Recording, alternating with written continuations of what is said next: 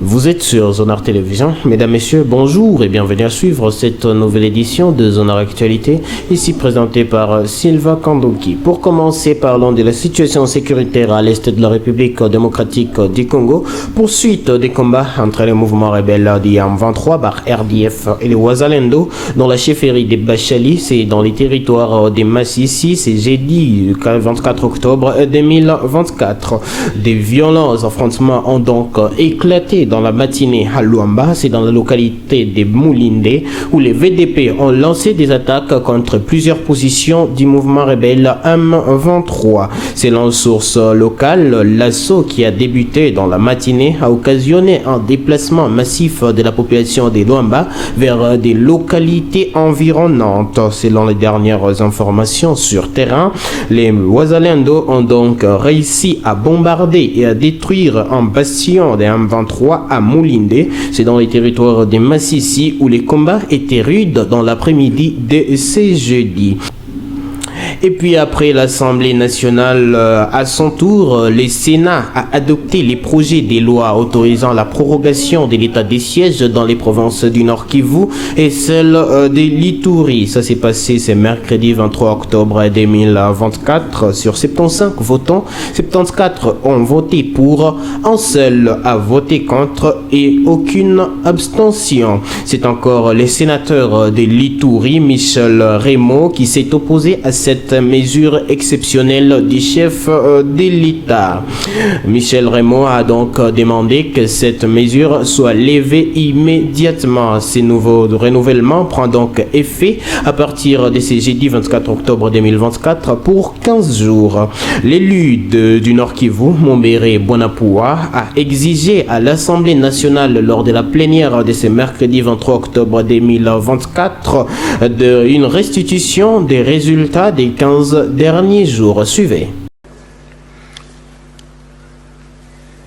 J'interviens ici pour essayer de rappeler que ça fait 15 jours que les membres du gouvernement sont venus ici pour demander aux honorables députés de proroger l'état de siège pour la 83e fois. Et il y a des questions qui avaient été posées par le député.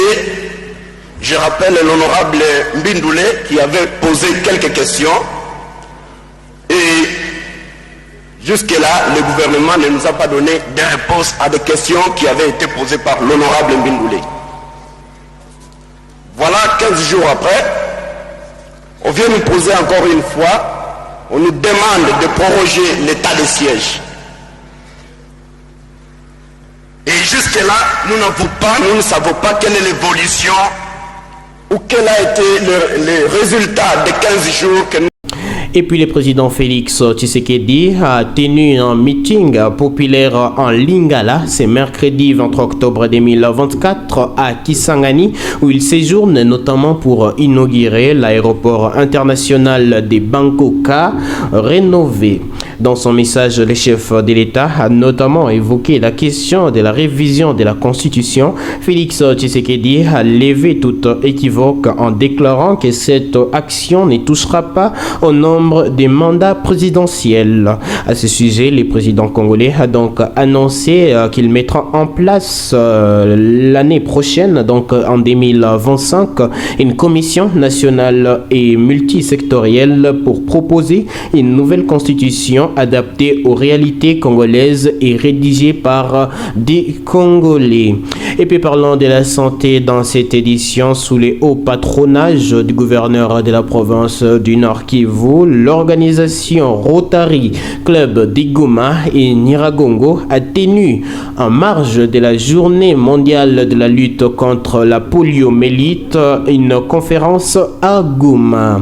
Cette conférence qui a connu les concours du ministère provincial de la Santé, de l'OMS, de la MONUSCO, de l'UNICEF et du programme de vaccination élargie PEV a tourné autour du thème « Reconnaître les efforts de la lutte contre la poliomyélite ». Docteur Suzanne Bailey, gouverneur de la district 9150 du Rotary, nous en dit plus dans cet élément. On a deux doigts d'éradiquer la polio. On est à 99,9% de réussite, et que l'initiative mondiale de lutte contre la polio, qui concerne les gouvernements, qui concerne l'OMS, l'UNICEF, les efforts sont les efforts déjà de contribution à l'achat des vaccins, de contribution au transport de ces vaccins pour arriver au niveau des zones endémiques et des efforts de sensibilisation pour la prévention de cette maladie.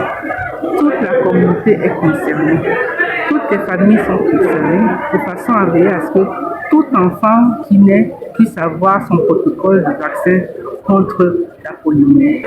Mon message, c'est qu'il faut effectivement que cette maladie soit éradiquée du monde. C'est pour ça qu'il faut être vigilant sur les naissances, vigilant sur le programme de vaccination contre la poliomyélite. Et puis pour finir, parlons du sport. La République démocratique du Congo gagne une place au classement mondial de la FIFA. C'est jeudi 24 octobre. Sur les classements actualisés du mois d'octobre, la RDC a fait un pas de plus après ses différentes prestations. Plus de détails avec Réconfort Anjou-L'Hiver dans cet élément. Les Léopards ont gagné près des 15 points grâce notamment à leur double victoire contre la Tanzanie en but à 0 à domicile, des buts à 0 en déplacement lors des récentes journées des éliminatoires de la Coupe d'Afrique des Nations.